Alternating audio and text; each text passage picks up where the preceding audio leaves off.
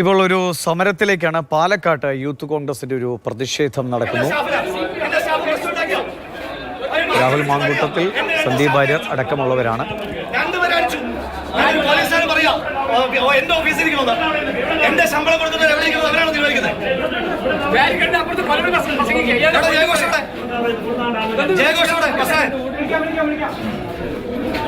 സംഘർഷം ഉണ്ടായിരിക്കുന്നത് പാലക്കാട് MLA ആയ രാഹുൽ മാങ്കൂട്ടത്തിലും കോൺഗ്രസ് നേതാവ് സന്ദീപ് വാര്യരുമൊക്കെ പ്രതിഷേധത്തിൽ പങ്കെടുക്കുന്നു. BJPയുടെ മറുപ്രതിഷേധവുമുണ്ട് എന്നാണ് മനസ്സിലാക്കുന്നത്. അത് ഇരു വിഭാഗങ്ങളും തമ്മിലുള്ളൊരു സംഘർഷാവസ്ഥയിലേക്ക് കാര്യങ്ങൾ പോയോ എന്ന് വ്യക്തമല്ല. എന്തായാലും പോലീസ് സ്ഥലത്തെത്തിയിട്ടുണ്ട്.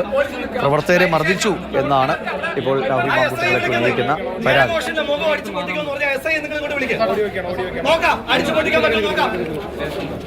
അത്ര ആർജവമുള്ള SI ഇങ്ങോട്ട് വിളിക്കാം. ഒരു പ്രശ്നം ഉണ്ടാക്കാൻ അടിച്ചു വിളിക്കാന്ന് പറഞ്ഞേ അവനെ കൊണ്ട് വന്നേക്കുന്നത് എന്നാ മുഖം ഒന്ന് അടിച്ചു വിളിക്കും. നിങ്ങൾ RSS മാർച്ച് നടക്കുമ്പോൾ നിങ്ങൾക്ക് പ്രശ്നമില്ല. എന്റെ ഓഫീസോട്ട് മാർച്ച്, DCC മാർച്ച് നിങ്ങൾക്ക് അടിക്കണ്ടായിരുന്നല്ലോ. കാല് വെട്ടുമെന്ന് പറഞ്ഞ് തല വെട്ടുമെന്ന് പറഞ്ഞ് നിങ്ങൾക്കൊന്നും ചെയ്യണ്ടായിരുന്നല്ലോ. RSSന്റെ ഓഫീസിലോട്ട് മാർച്ച് നടത്തി നിങ്ങൾക്ക് പ്രശ്നമോ?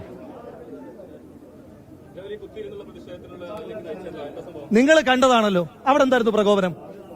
എന്തിനാ സന്ദീപ് വാര്യരെ അറസ്റ്റ് ചെയ്തേ? രാവിലെ ഉദ്ഘാടകനായി വന്ന MD രമേശിനെ അവർ തൊട്ടോ?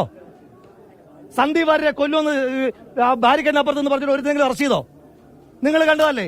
എന്റെ കാല് വെട്ടുമെന്ന് പറഞ്ഞു, തല വെട്ടുമെന്ന് പറഞ്ഞു കേസെങ്കിലും എടുത്തോ? BJPക്കെതിരായിട്ട് സമരം നടത്തുമ്പോൾ മാത്രമേ ഇവർക്ക് കയറി അടിക്കല്.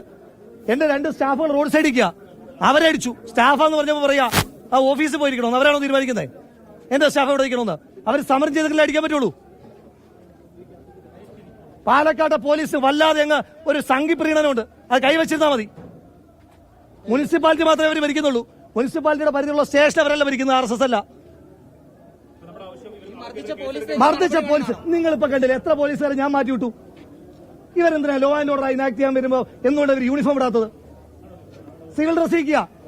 എന്നെ പിടിച്ച് മാറ്റിയ മൊത്തം സിവിൽ ഡ്രസ്സുകാരന്മാര്. ഞാൻ ചോദിച്ചു നിങ്ങൾ പോലീസാണോ? ആണെന്ന് പറഞ്ഞു. മാറിയിക്കാൻ പറഞ്ഞു. യൂണിഫോമോട് കൂടിയല്ലേ പോലീസുകാരൻ. ലോ ആൻഡ് ഓർഡർ ചെയ്യണമെങ്കിൽ യൂണിഫോം വേണ്ടേ? പോലീസ് മാനുവലിന്റെ പാർട്ടല്ലേ? അതല്ലാതെ ഒരാൾക്ക് എങ്ങനെ ലോ ആൻഡ് ഓർഡർ കൈകാര്യം ചെയ്യാൻ പറ്റുക?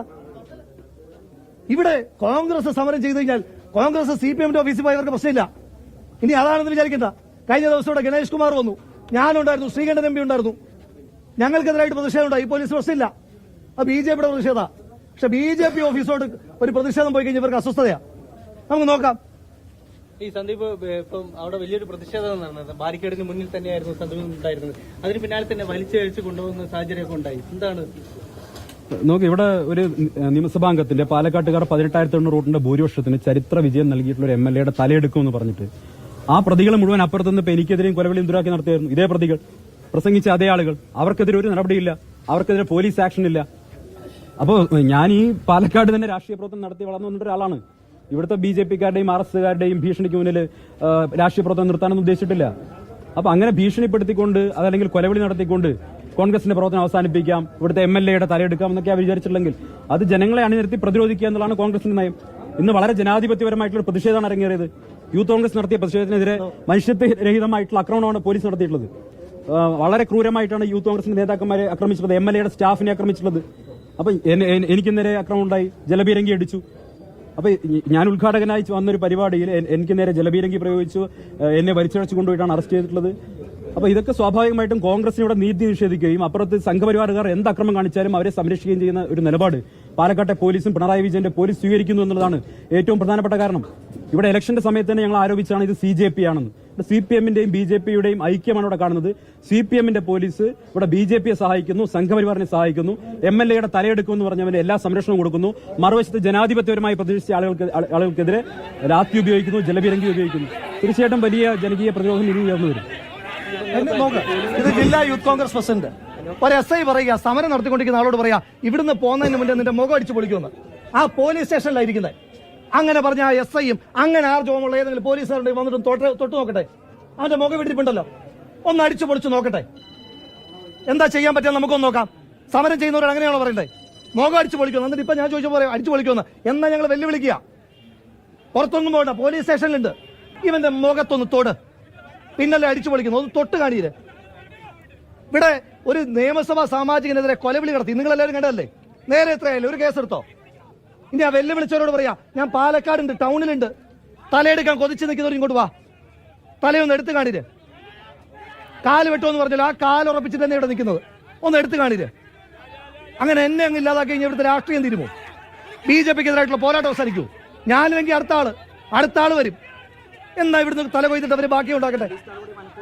പോലീസ് നടപടി, ഇവിടെ പോലീസിനെ നയിക്കുന്നത്, ഞാനതാ പറഞ്ഞത്, മുനിസിപ്പാലിറ്റി മാത്രമാണ് BJP ഭരിക്കുന്നത്. മുനിസിപ്പാലിറ്റിയിൽ പ്രവർത്തിക്കുന്ന പോലീസ് സ്റ്റേഷന്റെ മേലധികാരി BJP അല്ല.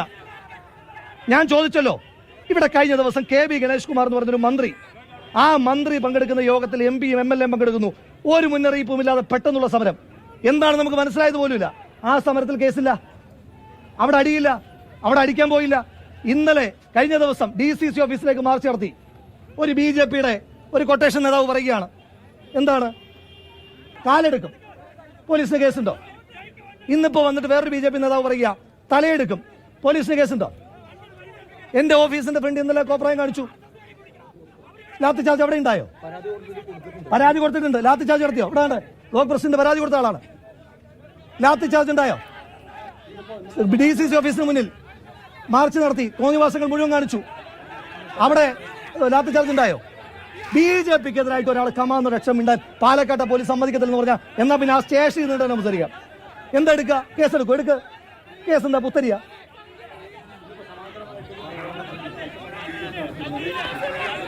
പാലക്കാട് നഗരസഭയുടെ വികസന പദ്ധതിക്ക് ഹെഡ്ഗേവാറിന്റെ പേരിടാനുള്ള തീരുമാനത്തെ ചൊല്ലി തുടങ്ങിയ തർക്കമാണ് അതിപ്പോൾ വലിയ സംഘർഷത്തിലേക്ക് കലാശിച്ചു. രാഹുൽ മാങ്കൂട്ടത്തിന്റെ തല ആകാശത്ത് കാണുമെന്നൊക്കെയായിരുന്നു BJP നേതാവ് പ്രസംഗിച്ചത്. അതിൽ കേസെടുക്കുന്ന നടപടികൾ ഉണ്ടായില്ല എന്ന വിമർശനമാണ് രാഹുൽ ഉന്നയിക്കുന്നത്. കോൺഗ്രസിന്റെ സംഘർഷത്തിന് നേരെ പോലീസ്, അല്ലെങ്കിൽ സമരത്തിന് നേരെ പോലീസ് മർദ്ദിക്കുന്നു, ലാത്തിചാർജ് നടത്തുന്ന സ്ഥിതിവിശേഷമാണ് ഉള്ളത് എന്നാണ് രാഹുൽ മാങ്കൂട്ടത്തിൽ പറയുന്നത്. നമുക്ക്